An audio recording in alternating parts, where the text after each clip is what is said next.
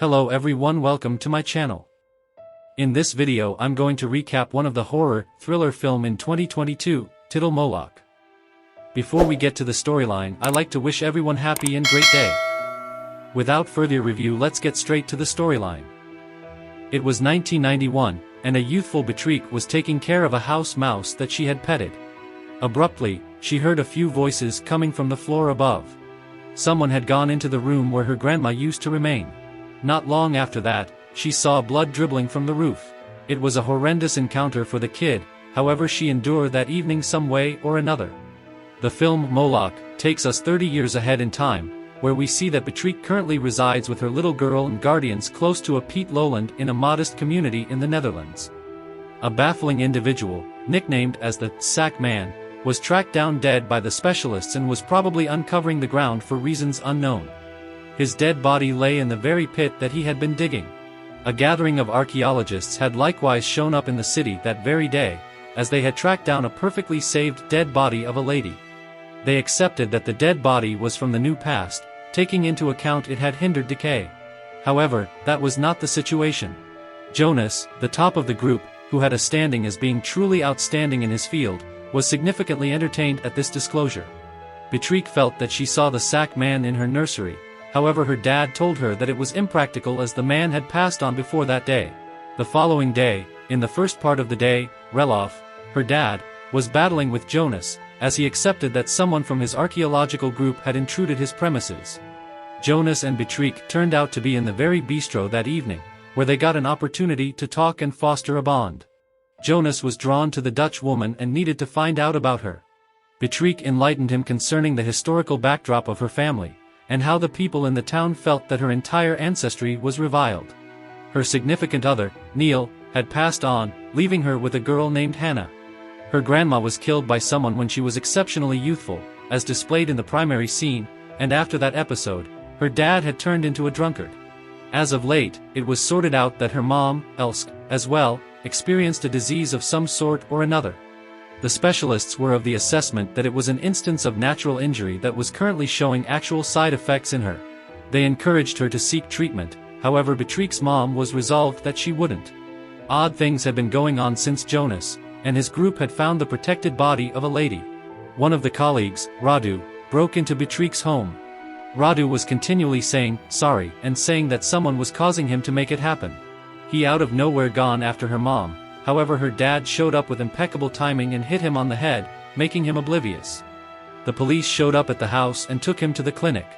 Jonas came the following day, and he was however entertained as Betriek's family seemed to be.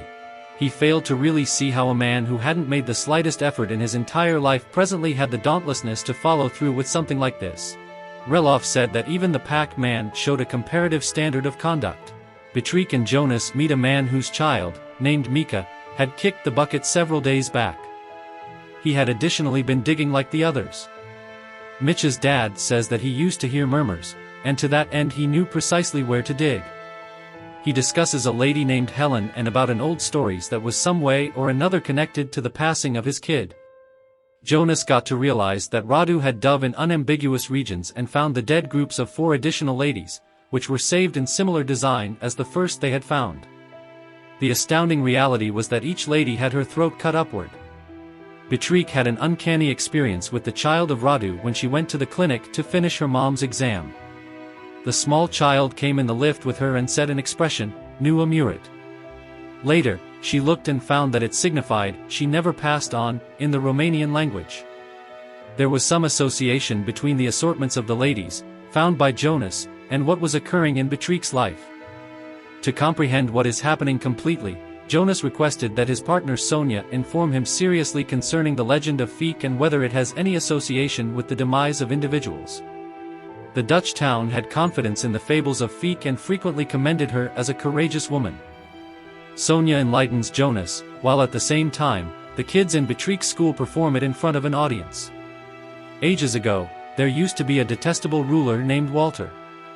He had a spouse named Helen, who was absorbed covetousness as well as practiced a defame impact over her significant other. Walter got stricken by a slave named 𝐸𝐾, and had a double-crossing relationship with her. Helen came to realize that 𝐸𝐾 was pregnant with her better half's child, and she was irritated.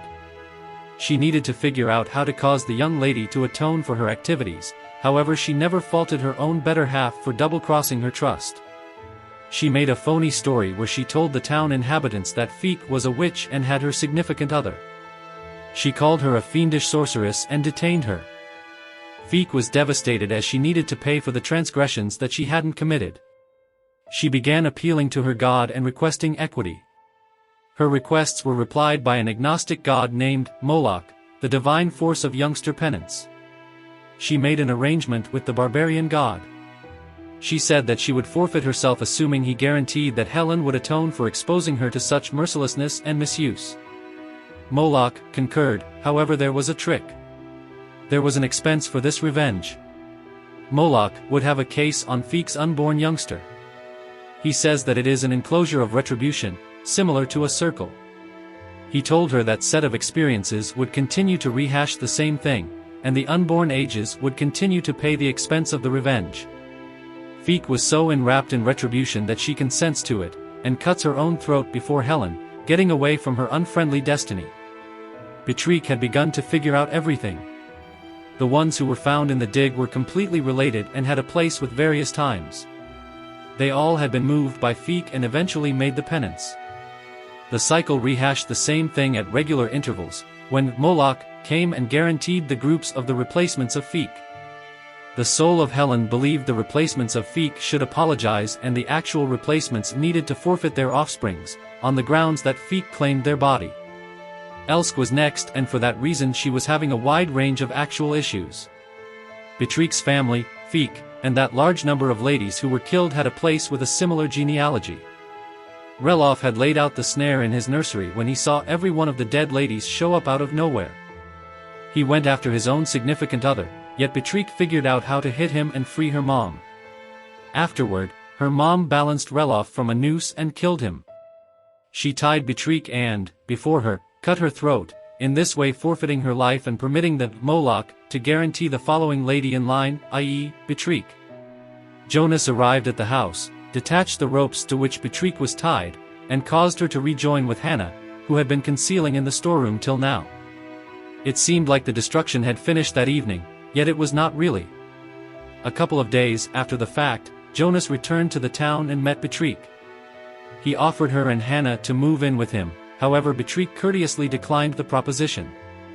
While leaving, Betriek got the sachet of sugar from the bistro, very much like her mom 𝐿𝐶 used to, which was a proof of the way that 𝐸𝐾𝐄 presently lived in her. Jonas had likewise begun feeling very unfocused of late. He was unsettled and couldn't think. The revile hadn't finished. It was inevitable when Jonas would begin hearing murmurs, very much like Reloff did. 𝐸𝐾𝐄 had now moved into Betriek's body, and Moloch was only sitting tight for when she would cut her throat and give her little girl, Hannah, to the barbarian god. In the last scene, we see that 𝐸𝐾𝐄 was sitting with Hannah. The ladies had to do that by Moloch regardless of the fact that they were so reluctant to forfeit their girl. Retaliation had an expense and they needed to satisfy it. Betriek's spirit had been guaranteed by him on exactly the same night that her mom committed suicide. Presently he was only hanging tight for the pattern of 30 years to finish, after which, almost certainly, even Betriek would begin getting those seizures and fits of anxiety like her mom and penance her actual body, as 𝐸𝐾𝐄 dwelled in her now. The revile was never going to end.